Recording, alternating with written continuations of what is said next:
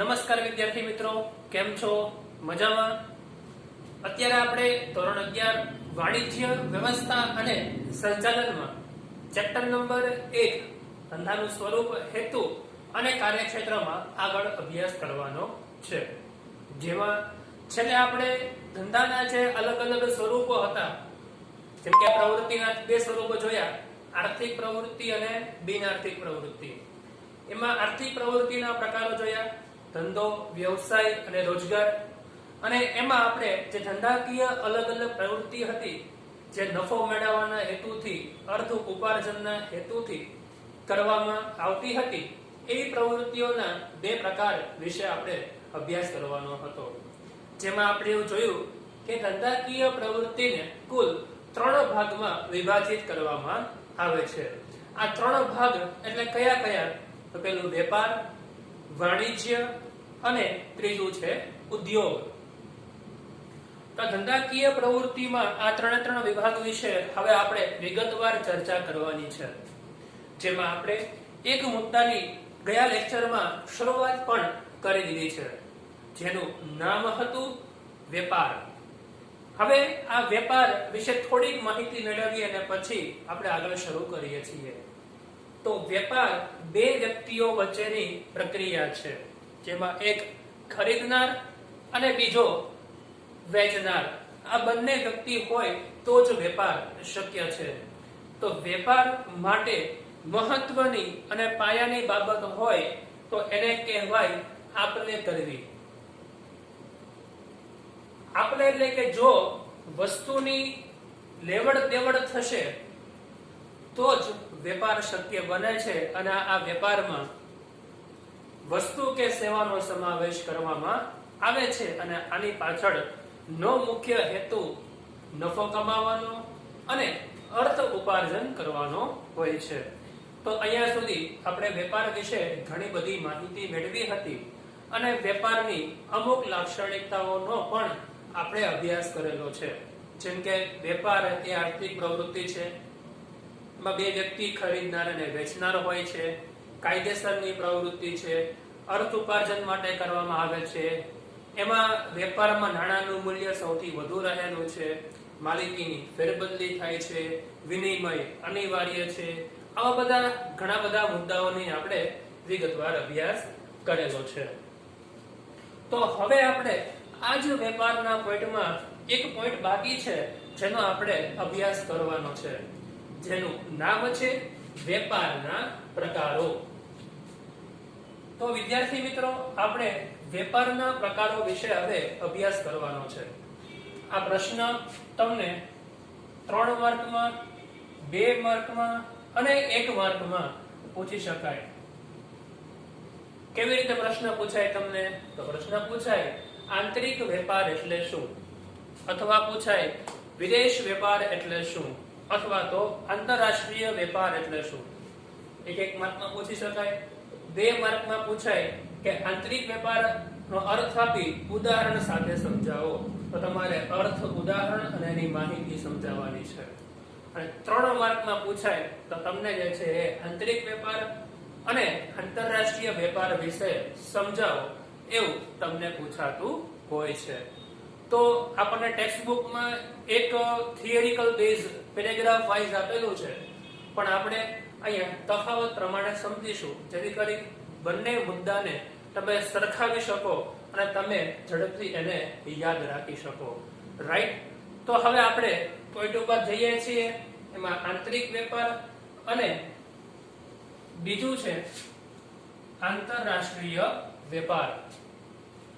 સૌપ્રથમ પહેલા આપણે સમજીએ છીએ અર્થ. તો પેલું છે જે વેપાર દેશની સરહદમાં જ જુદા જુદા વિસ્તારમાં થતો વેપાર છે, એને આપણે આંતરિક વેપાર કહીએ છીએ. જો ફરીવાર કોન્સેપ્ટ ક્લિયર કરો, એક વસ્તુ યાદ રાખો, દેશની સરહદની અંદર. દેશની સરહદ એટલે શું? તો આપણે બધા ભારતનો નકશો લઈને બેસીએ તો આપણને ધ્યાનમાં આવે કે ભાઈ જે દેશ છે આપણો, તે નીચેના ભાગમાં સમુદ્ર છે, બરાબર. તો ગુજરાત થી લઈ અને છેક બાંગ્લાદેશ સુધી જે છે એ દેશો છે એ સીધા સમુદ્ર સાથે જોડાયેલા છે. તો સમુદ્ર સુધીની આપણી એક દેશની સીમા થઈ ગઈ, પ્લસ આંદામાન નિકોબાર. ઉપર તમે જાઓ ઉત્તરના રાજ્યોમાં તો તમે જોઈ શકો છો ઉપર ઉત્તર પ્રદેશ આપેલો છે, ત્રિપુરા છે, સેવન સિસ્ટર જે આપણે પ્રદેશ કહીએ છીએ એ, સિક્કિમ છે, જમ્મુ કાશ્મીર છે, તો પંજાબ છે. તો આવા પ્રકારના જે દેશો છે એ આપણી દેશ અને બીજા દેશની સરહદની વચ્ચે અડેલા છે. જેમ કે પંજાબ થી તમે આગળ જાઓ તો ત્યાં પાકિસ્તાન શરૂ થઈ જાય, તો ત્યાંથી સરહદ કોને લાગુ પડે? પાકિસ્તાનની. ઉપરના રાજ્યોમાં તમે જોવા જાઓ તો ત્યાં નેપાળ, ચીન, બરાબર, બલુચિસ્તાન, અફઘાનિસ્તાનની સરહદ લાગુ પડે છે. તો ત્યાંથી બીજા દેશની સરહદ શરૂ થાય છે. ટૂંકમાં કહેવા જઈએ તો ભારત દેશની જે સરહદ છે એની અંદર જ વેપાર થતો હોય અને જુદા જુદા વિસ્તારમાં થતો હોય. જેમ કે ગુજરાત રાજ્ય છે, મહારાષ્ટ્ર રાજ્ય છે, તમિલનાડુ રાજ્ય છે, ઉત્તર પ્રદેશ રાજ્ય છે, દિલ્હી કેન્દ્ર શાસિત પ્રદેશ છે. તો ભારતની અંદર જેટલા વિસ્તારો આવેલા છે એ જે વિસ્તારની અંદર આ પ્રકારનો વેપાર થાય છે જેને આપણે આંતરિક વેપાર તરીકે ઓળખવામાં આવે છે. ઉદાહરણ સમજીએ. નાગપુરનો વેપારી નારંગી રાજકોટ મોકલે છે. આપણને ખબર કે ભાઈ નાગપુરમાં નારંગી, સંતરા, બરાબર, એનો પાક મબલક થાય છે. તો નાગપુરથી જે મહારાષ્ટ્રના વ્યક્તિઓ છે એ આપણને નારંગી રાજકોટ અથવા ગુજરાતમાં મોકલાવે છે. તો એ આંતરિક વેપાર થઈ ગયો, દેશની સરહદની અંદરનો વેપાર થઈ ગયો. પરંતુ હજી એક ઉદાહરણ લઈએ આપણે. ગુજરાતની સૌથી સારામાં સારી વસ્તુ પાકતી હોય તો છે કેરી. સીઝન પણ છે અત્યારે આપણી. તો આ જે ફળ છે એ અમુક ઠંડા પ્રદેશોમાં થતા નથી, જેમ કે જમ્મુ કાશ્મીર છે, ઉત્તરાખંડ છે. તો અહીંથી ભારતમાંથી ગુજરાતમાંથી કેરી એવા ઠંડા પ્રદેશોમાં મોકલવામાં આવે છે. તો એ આંતરિક વેપાર થઈ ગયો. અને ત્યાં પાકતા જે સફરજન છે એ ગુજરાતમાં ન થાય તો એ અહીંયા મોકલવા પડશે. તો એટલા માટે અલગ અલગ પ્રકારના જે દેશની સરહદની અંદર થતા જે વેપાર છે એને આંતરિક વેપાર તરીકે ઓળખવામાં આવે છે. તો આવા પ્રકારના આંતરિક વેપારને મુખ્ય બે વિભાગમાં વિભાજિત કરેલો છે. એક તો જથ્થાબંધ વેપાર, બીજું છે છૂટક વેપાર. તો મોટા જથ્થામાં ઉત્પાદક પાસેથી ખરીદી કરીને છૂટક વેપારીને જરૂરિયાત મુજબ વસ્તુ પૂરી પાડે છે, વિતરણ કરે છે, એવા વેપારીને જથ્થાબંધ વેપારી કહે છે. આવો વેપારી ઉત્પાદક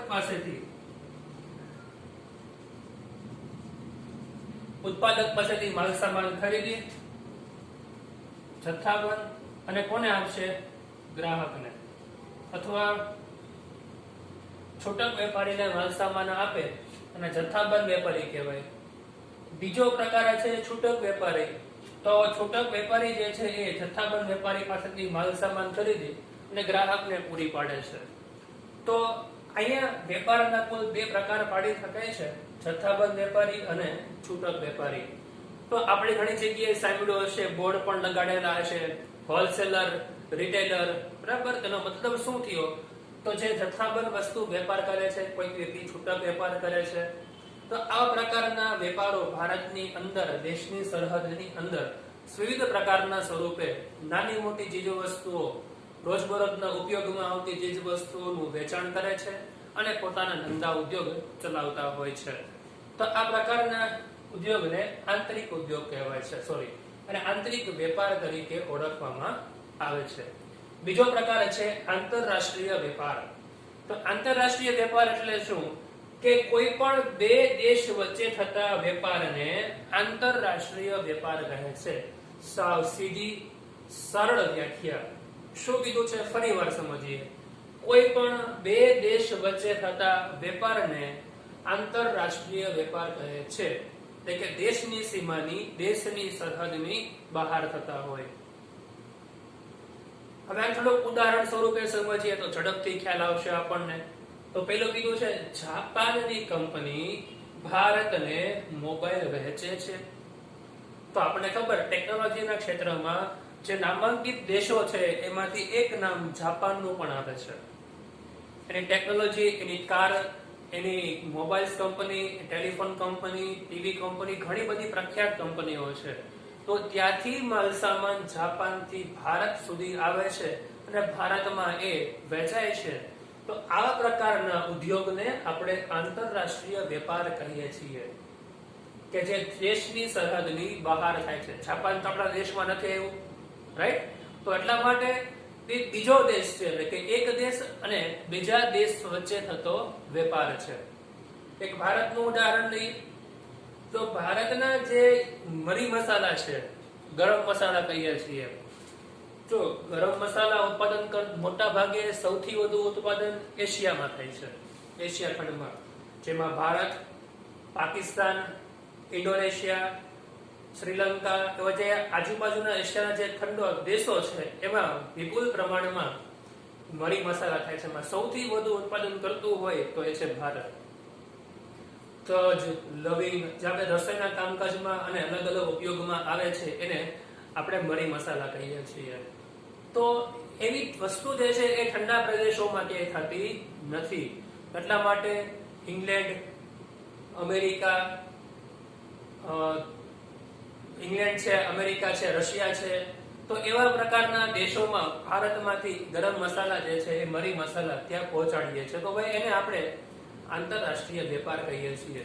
એવી રીતે ઘણી બધી વસ્તુઓ જે પોતાના દેશને જરૂરિયાત હોય એ બીજા દેશ પાસેથી વસ્તુ ખરીદી અને વેપારમાં વેગ વધારે છે. તો જાપાનની કંપની ભારતને મોબાઈલ વેચે, એવા કોઈ પણ તમે ઉદાહરણ લખી શકો છો. હવે આ પ્રકારના આંતરરાષ્ટ્રીય વેપારના આપણે પ્રકાર જોવા જઈએ તો 3 પ્રકાર છે. પહેલું છે આયાત વેપાર, નિકાસ વેપાર અને પુનઃ નિકાસ વેપાર. આના વિશે આપણે આગળના ચેપ્ટરમાં ખૂબ જ વિસ્તૃત સ્વરૂપમાં સમજવાનું છે, પણ ઝડપથી એકવાર હું માહિતી આપી દઉં છું. આયાત એટલે કે તમે બીજા દેશમાંથી વસ્તુ લાવો છો એને આયાત કરી કહેવાય. જેમ કે જાપાનમાંથી આપણે ભારતમાં મોબાઈલ લાવીએ છીએ તો આયાત કરી કહેવાશે. નિકાસ એટલે કે મોકલવું. ભારતમાંથી મરી મસાલા તમે ઇંગ્લેન્ડ મોકલાવો છો તો નિકાસ કરી કહેવાય. આયાત, નિકાસ અને પુનઃ નિકાસ વેપાર. પુનઃ નિકાસ, ધારો કે તમે જાપાનમાંથી મશીનરી ટેકનોલોજી લાવો છો અને એ ભારતમાં વેચવાના બદલે તમે શ્રીલંકામાં વેચો છો, તો શું થઈ ગયું? પુનઃ નિકાસ વેપાર થઈ ગયો. તો આવા પ્રકારના શબ્દોને આપણે વિગતવાર પછી ના પોઈન્ટમાં આપણે સમજવાનું છે. ઓકે, તો બધાને અહીં સુધી એકદમ સમજાઈ ગયું. તો હવે આપણે સમજવા જઈ રહ્યા છીએ વાણિજ્ય. તો હવે આપણે આગળ સમજીએ છીએ પોઈન્ટ નંબર 10, વાણિજ્ય, જે આપણા માટે ધંધાકીય આર્થિક પ્રવૃત્તિનો બીજો મહત્વનો પોઈન્ટ, જેમાં આપણે હમણાં જ પહેલો પોઈન્ટ પૂરો કર્યો વેપાર વિશે, વેપારના પ્રકારો, એની લાક્ષણિકતા વગેરે વિશે આપણે અભ્યાસ પૂર્ણ કરેલો. હવે આપણે શરૂ કરીએ છીએ વાણિજ્ય. તો આપણું આ જે ટેક્સ્ટ બુક છે એનું નામ જ વાણિજ્ય, વ્યવસ્થા અને સંચાલન છે. તો વિદ્યાર્થી મિત્રો, આપણને ખબર હોવી જોઈએ કે વાણિજ્ય કહેવાય કોને, વાણિજ્ય એટલે શું. તો અહીંયા બસ એ જ બાબતનો આપણે અભ્યાસ કરવાનો છે, એના વિશે વિસ્તૃત માહિતી મેળવવાની છે કે વાણિજ્યનો અર્થ શું અને એ વાણિજ્યની અલગ અલગ જે પ્રવૃત્તિઓ છે એ પ્રવૃત્તિઓમાં કોનો સમાવેશ થાય છે, અને આ બધી પ્રવૃત્તિ જે ધંધાકીય અર્થવ્યવસ્થા છે આપણી, એમાં કેવી રીતે અસર કરે છે એના વિશે આપણે અભ્યાસ કરવાનો રહેશે. તો શરૂ કરીએ છીએ આપણે વાણિજ્ય. તો સાવ સહેલો અર્થ છે, કહી શકીએ કે વાણિજ્ય એટલે કે વેપાર. વેપારનું બીજું નામ જેને આપણે વાણિજ્ય કહીએ છીએ, બંને એકબીજાના સમાનાર્થી છે. બીજા અર્થમાં કહીએ તો વેપારને સહાયક સેવાઓ. મહત્વનો 1 માર્કના પ્રશ્નમાં જો તમને પ્રશ્ન પૂછાય કે વાણિજ્ય એટલે શું, તો તમારે જવાબ લખવાનો કે વેપારને સહાયક સેવાઓ. તો આને શબ્દને આપણે સમજીએ. વેપારને સહાયક સેવા એટલે શું? કે કોઈ પણ પ્રકારનો વેપાર કરવા માટે, ધંધો કરવા માટે જે પ્રકારની સેવાની જરૂર પડશે એ બધી જ સેવાને વાણિજ્યમાં સમાવેશ કરવામાં આવે છે. તો બધાના મનમાં એક પ્રશ્ન થયો કે આવી સેવા કયા પ્રકારની, અથવા આવી સેવાઓમાં કઈ કઈ સેવાઓનો સમાવેશ થાય છે. કે જે વાણિજ્ય માટે મહત્વની છે,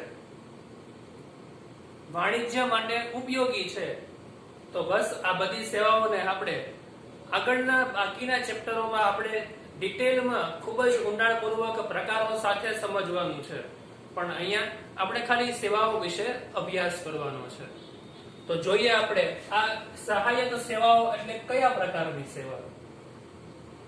તો વેપારને સહાયક સેવાઓમાં સૌપ્રથમ પહેલું છે બેન્કિંગ. બેન્કિંગ શબ્દથી આપ સૌ પરિચિત છો. તમે અલગ અલગ ઘણી બધી પ્રકારની બેંકની સેવાનો લાભ લીધેલો છે. તમારા અકાઉન્ટ પણ તમે ખોલાવેલા છે. વિચાર કરો કે જો બેંક ન હોય તો શું થાય? એટલે વિચાર એવો નહીં ને?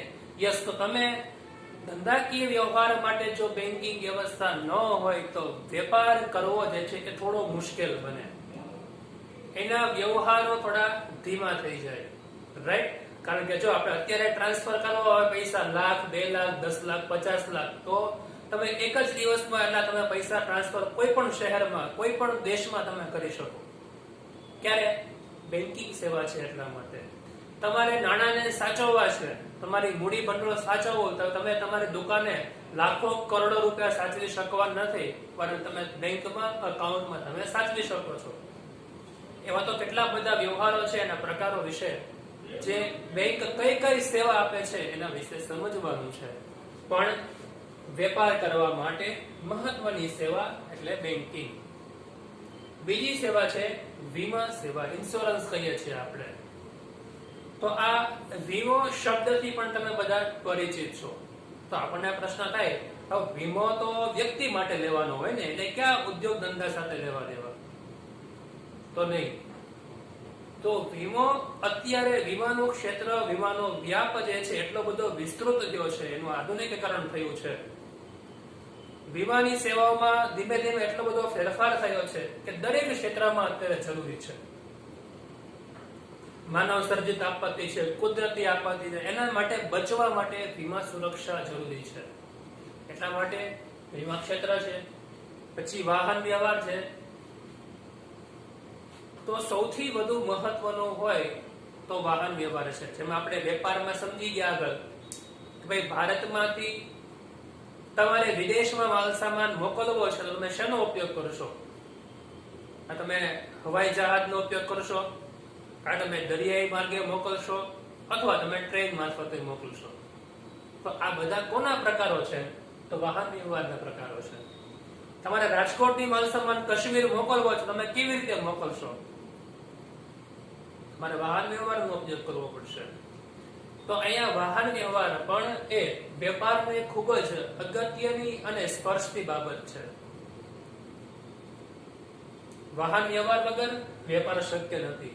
સંદેશા વ્યવહાર, ઝડપી માહિતી સંચાર કરવા માટે વર્તમાનમાં આધુનિક યુગમાં સંદેશા વ્યવહાર જે છે એનું સ્વરૂપ બદલાયું છે. જે પત્ર મોકલતા હતા એના બદલે ઈમેલ આવી ગયા. જે તાર મોકલતા હતા એના બદલે ટેલિફોન આવી ગયા. આ ટેલિફોનને બદલે એન્ડ્રોઈડ ફોન આવી ગયા. ટેકનોલોજી બદલાણી અને કારણે સંદેશા વ્યવહાર ઝડપી બન્યો અને વેપાર પણ ઝડપી બન્યો. બીજું છે વખાર, જેને આપણે ગોડાઉન તરીકે પણ ઓળખીએ છીએ. તો વસ્તુ તેના ઉત્પાદિત થયેલો માલ ઉત્પાદક પાસેથી કે જથ્થાબંધ વેપારી પાસેથી એક સાથે બધો વેચાઈ જવાનો નથી. તો એનો સંગ્રહ કરવો પડશે, નાશ ન થાય એટલા માટે સાચવવો પડશે. તો અહીંયા ઉપયોગ થશે વેપાર વખારનો. એટલા માટે વખાર સૌથી મહત્વની છે. તો તમને હવે ધ્યાનમાં આવ્યું કે ભાઈ વેપારને સહાયક સેવાઓ શા માટે જરૂરી છે? વિચાર કરો, આમાંથી કોઈ એક સેવા ન હોય તો વેપાર કરવો મુશ્કેલ પડશે. એટલા માટે આ વાણિજ્યને વિસ્તૃત અર્થમાં સમજવું હોય તો આ બધી બાબતોનો અભ્યાસ કરવો જરૂરી છે. અને આ બધી સેવા, વેપારને સહાયક સેવાઓને જ કારણે વિશ્વ એક બજાર બન્યું છે. તમે તમારી ઓફિસથી બેઠા બેઠા તમે કોઈ પણ દેશના વેપારી સાથે ડીલ કરી શકો. કયા માધ્યમ દ્વારા? સંદેશા વ્યવહાર દ્વારા, ટેકનોલોજી દ્વારા. તમે તમારા કંપનીમાંથી ફેક્ટરીમાંથી માલ સામાન તમે વિદેશ સુધી મોકલાવી શકો છો. કયા માધ્યમ દ્વારા? વાહન વ્યવહાર દ્વારા. તો આ બધા માધ્યમો છે એટલા માટે વિશ્વ સાથે આપણે જોડાઈ શક્યા છે, વિશ્વ આપણી સાથે જોડાઈ શક્યું છે. એટલે વિશ્વ એક બજાર બની ગયું છે. એ પાછળનું કારણ છે વેપારની સહાયક સેવાઓ. તો આ બધી સહાયક સેવાઓને આપણે હવે એની લાક્ષણિકતા કઈ કઈ છે એના વિશે અભ્યાસ કરવાનો છે.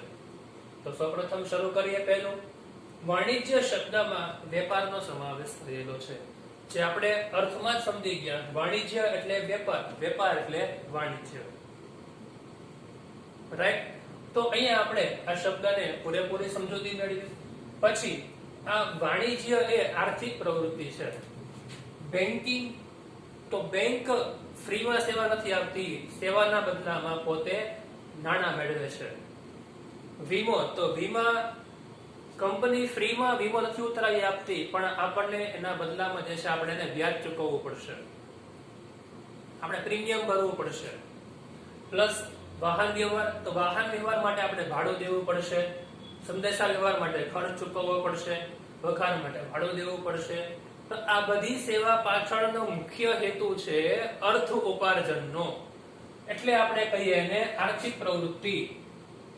એ નફો મેળવવાનો હોય, નાણાં મેળવવાનો, આ બધા જ પ્રકારનો હેતુ હોય છે. એટલા માટે એને આર્થિક પ્રવૃત્તિ કહી શકીએ છીએ. ત્રીજું છે વેપારને સહાયક સેવાઓનો સમાવેશ થાય છે. મુખ્ય લાક્ષણિકતા શું છે? તો આજ કે વેપારને સહાયક સેવાઓ જેમ કે બેંક, વીમો, વાહન વ્યવહાર, સંદેશા વ્યવહાર, આ બધી જ સેવાઓનો સમાવેશ અહીંયા કરવામાં આવે છે. પછી છે વસ્તુના સમય અને સ્થળની ઉપયોગિતામાં વધારો કરે છે. વસ્તુ, જે કોઈ ધારો કે કોઈ કંપની છે વસ્તુનું ઉત્પાદન કરે છે, તો વસ્તુનું ઉત્પાદન કર્યા પછી એની યોગ્યતા, એની ગુણવત્તા, એનો ગુણધર્મ જળવાઈ રહે એટલા માટે શું કરવું પડશે? તેના માટે આમાંથી સેવાઓનો ઉપયોગ કરવો પડશે. સમય અને સ્થળની ઉપયોગિતામાં વધારો કરશે. ધારો કે નાશવંત વસ્તુઓ છે જે રોજબરોજના ઉપયોગમાં લેવામાં આવતી વસ્તુ છે, જેમ કે ફળ છે, શાકભાજી છે, દૂધમાંથી બનાવવામાં આવતી વસ્તુઓ છે, તો એના માટે ટ્રાન્સપોર્ટેશન, એની જાળવણી, એની સાચવણીનો ખર્ચ, એની વ્યવસ્થા કરવી જરૂરી છે.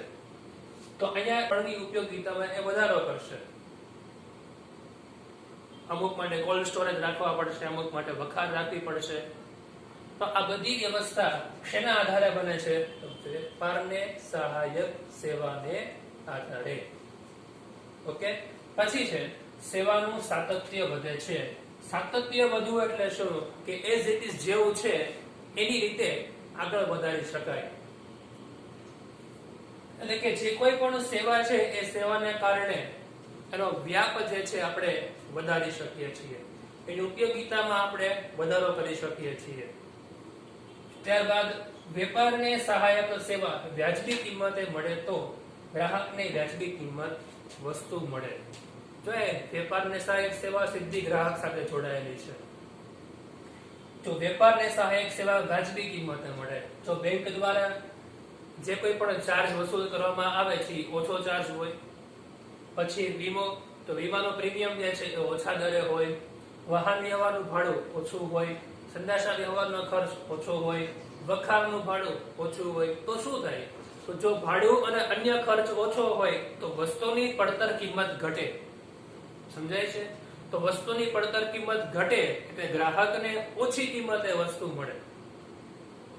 ડાયરેક્ટ નહીં પણ ઇનડાયરેક્ટ રીતે સીધી ગ્રાહક સાથે આ બાબત જોડાયેલી છે. એટલે કે અહીંયા ગ્રાહકને વાજબી કિંમતે વસ્તુ મળશે. પણ આપણે જો ઓપોઝિટ સાઈડ તમે જુઓ તો તમને ધ્યાનમાં આવે કે બેન્કિંગનો રેટ ઊંચો હોય, ઇન્સ્યોરન્સનો રેટ ઊંચો હોય, ભાડું વધારે હોય, સંદેશા વ્યવહારનો ખર્ચ વધારે હોય, વખારનો ખર્ચ વધારે હોય, તો વસ્તુની પડતર કિંમત વધી જશે. વસ્તુની પડતર કિંમત વધી તો ગ્રાહકને ઊંચી કિંમતે વસ્તુ વેચવી પડશે. તો અહીંયા એ ગ્રાહકને નુકસાનકારક છે. એટલા માટે કીધું છે કે જો વેપારને સહાયક સેવા સસ્તી હોય તો ગ્રાહકને વાજબી કિંમતે વસ્તુ મળી જતી હોય છે. ઓકે, તો સ્ટુડન્ટને આજે જે સમજાવેલા પોઈન્ટ છે એ બરાબર બધાને સમજાઈ ગયા હશે. આજની પીડીએફમાં જેટલી માહિતી આપવામાં આવે છે, જે પ્રમાણે પ્રશ્ન આપેલા છે એ મુજબ દરેક લખવાના રહેશે. Okay, thank you very much. જય હિન્દ, જય ભારત.